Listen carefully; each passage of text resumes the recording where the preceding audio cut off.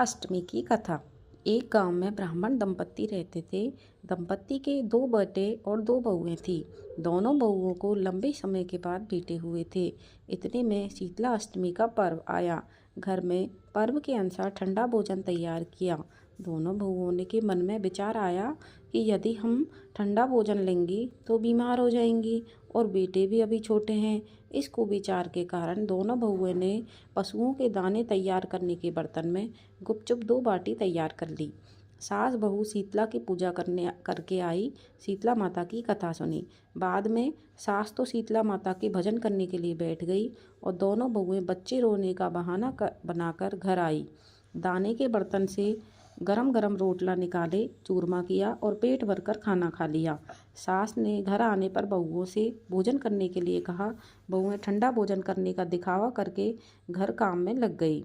सास ने कहा, बच्चे कब के सोए हुए हैं, उन्हें जगाकर भोजन करा लो। बहुएं जैसे ही अपने अपने बेटों को जगाने गई तो उन्होंने उन्हें मृत पाया। ऐसा बहुओं की करतूतों के फलस्वरूप शीतला माता के प्रकोप से हुआ था। बहुएं बेबस हो गई। सास ने घटना जानी तो बहुओं से झगड़ने लगी। सास बोली कि तुम दोनों ने अपने बेटों की बदौलत शीतला माता की अवहेलना की है, इसलिए अपने घर से निकल जाओ और बेटों को जिंदा और स्वस्थ लेकर ही घर में पैर रखना। अपने मृत बेटों को टोकरे में सुलाकर दोनों बहुएं घर से निकल पड़ी। जाते जाते रास्ते में एक जीर्ण वृक्ष आया। यह वृक्ष खेजड़ी का था। इसके नीचे औरी और शीतला दोनों बहनें बैठी हुई थी। दोनों के बालों में बहुत सारी जुएं थी। बहुओं ने थकान का अनुभव भी किया था। दोनों बहुएं औरी और शीतला के पास आकर बैठ गई। उन दोनों ने शीतला और औरी के बालों से खूब सारी जू निकाल दी। जुओं का नाश होने से औरी और शीतला ने अपने मस्तक में शीतलता का अनुभव किया और कहा, तुम दोनों ने हमारे मस्तक को शीतल ठंडा किया है, वैसे ही तुम्हें पेट की शांति मिले। दोनों बहुएं एक साथ बोली कि पेट का दिया हुआ ही लेकर हम मारी मारी भटकती हैं, परंतु शीतला माता के दर्शन हुए नहीं हैं। शीतला माता ने कहा कि तुम दोनों पापिनी हो, दुष्टनी हो, दुराचारनी हो। तुम्हारा तो मुंह देखने योग्य भी नहीं है। शीतला अष्टमी के दिन ठंडा भोजन करने के बदले तुम दोनों ने गर्म भोजन कर लिया था। यह सुनते ही बहुओं ने शीतला माता को पहचान लिया। देवरानी जेठानी ने दोनों माताओं को वंदन किया। गिड़गिड़ाते हुए कहा कि हम तो भोली वाली हैं, अनजाने में गर्म खाना खा लिया था। आपके प्रभाव को हम जानती नहीं थी। आप हम दोनों को क्षमा करें। पुनः ऐसा दुष्कृत्य हम कभी नहीं करेंगे।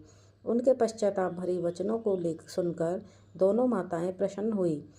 शीतला माता ने मृतक बालकों को जीवित कर दिया। बहुएं तब बच्चों के साथ लेकर आनंद से पुनः गांव लौट आई।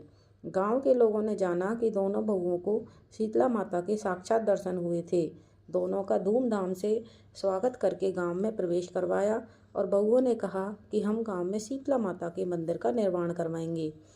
चैत्र महीने में शीतला सप्तमी के दिन ठंडा खाना ही खाएंगे। शीतला माता ने बहुओं पर जैसी अपनी दृष्टि की वैसी कृपा सब पर करें।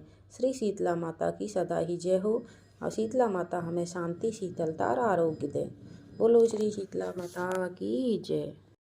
पतवारी माता की कहानी। एक बुढ़िया थी। उसने अपनी बहू से कहा कि तू दूध दही बेच के आ। वह बेचने गई तो रास्ते में औरतें पीपल पतवारी सींच रही थी। उनको सींचता देखकर बहू ने पूछा कि तुम यह क्या कर रही हो। औरतें बोली कि हम पीपल पतवारी सींच रहे हैं, इससे अन्न और धन होता है, 12 वर्ष का बिछड़ा हुआ पति मिल जाता है। बहू बोली, ऐसी बात है तो तुम पानी से सींचती हो, मैं तो दूध से सींचूंगी। गुजरी बहू रोजाना दूध दही बेचने नहीं जाती थी। वह रोजाना दूध को पीपल में और दही को पतवारी में सींचती। सास दूध दही का दाम मांगती तो कह देती महीना पूरा हो जाने पर ला कर दूंगी। कार्तिक का महीना पूरा हो गया। पूर्णिमा के दिन बहू पीपल पतवारी के पास जाकर बैठ गई। पतवारी से पूछा, तुम मेरे पास क्यों बैठ गई। बहू बोली, सासू दूध दही का दाम मांगेगी। पीपल पतवारी बोली कि मेरे पास क्या दाम रखा है, ये बड़ा ढींढा पान पतूरा, इसको ले जा। बहू ने वही ले जाकर कोठरी में रख दिया और डर के मारे कपड़ा ओढ़कर सो गई। सासू बोली, पैसे ले आई बहू। बहू बोली, कोठरी में रखे हैं। सासू ने कोठरी खोल के देखी तो देखा हीरा मोती जगमगा रहे हैं। सासू बोली, बहू इतना धन कहाँ से लाई। बहू ने आकर देखा तो सच में ही धन भरा हुआ है। बहू ने सास को सारी बात बता दी। सास ने कहा कि अब की बार मैं पतवारी सींचूंगी।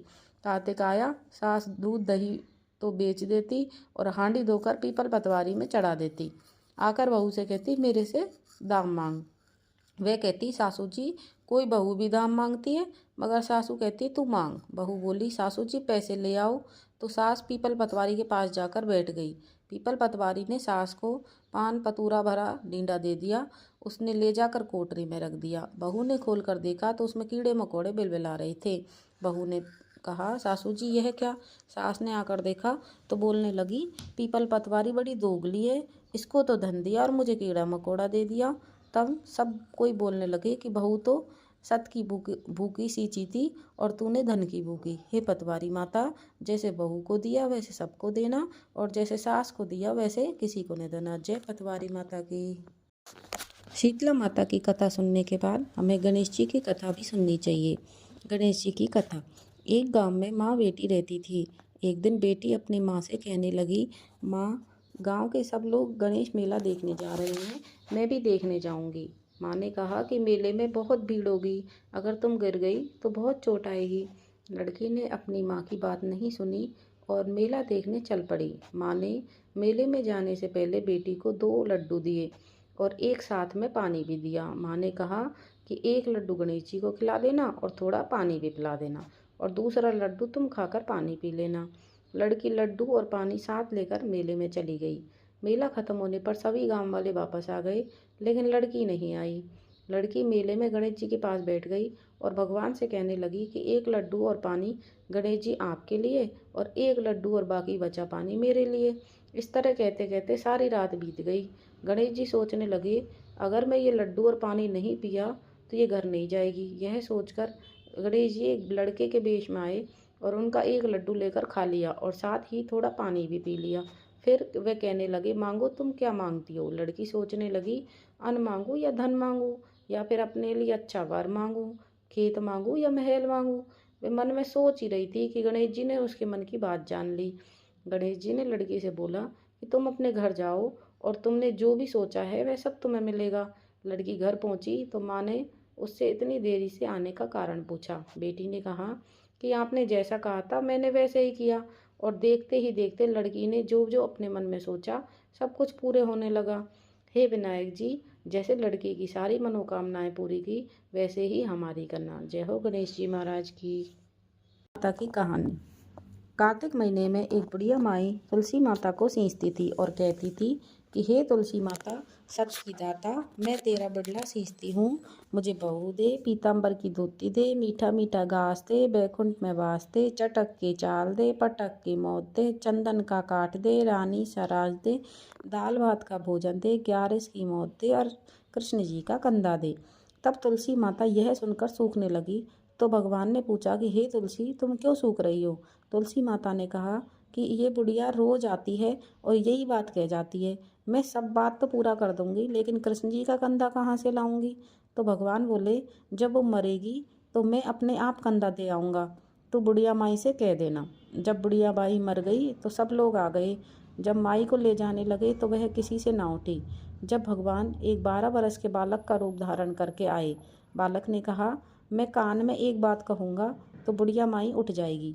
बालक ने कान में कहा, बुढ़िया माई मन की निकाल ले, पीताम्बर की धोती ले, मीठा मीठा घास ले, बैकुंठ का वास ले, चटक की चाल ले, पटक की मौत ले, कृष्ण जी का कंधा ले।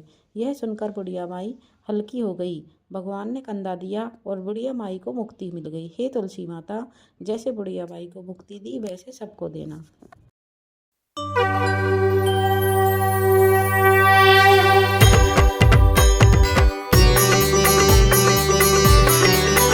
ओम जय शीतला माता, मैया जय शीतला माता, दुख निवारण वाली, दुख निवारण वाली, सुख की वरदाता।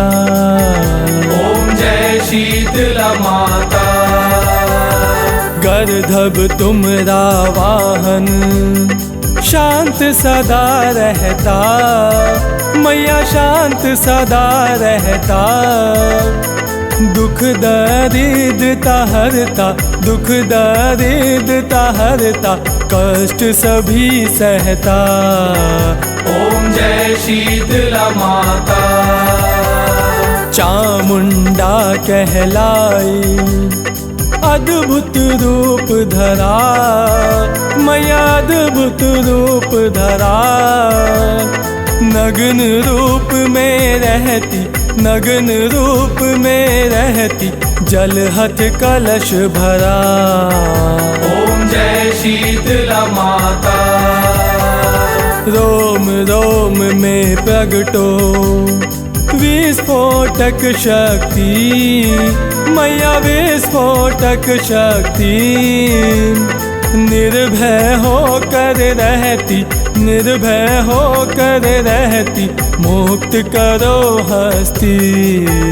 ओम जय शीतला माता।